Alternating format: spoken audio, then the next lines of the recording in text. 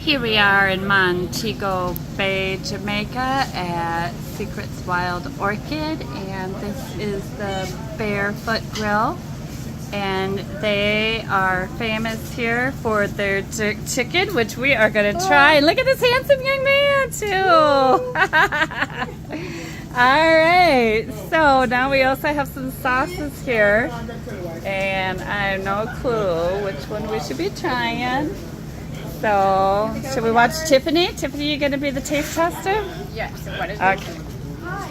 So, I don't know. I'm going to guess that's the Scotch bonnet, and it is saying it is hot. So, it is warning you. And I'm going to guess this is more of a mild type of a barbecue sauce? I don't know. So, let's see what she thinks. Okay, so they have them in the...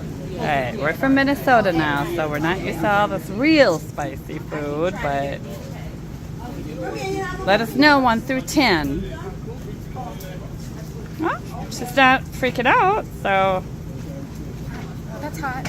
it's hot. 1 through 10? Probably about an 8. An 8, okay. Yeah, not too Alright, bad. and then get some french fries with it.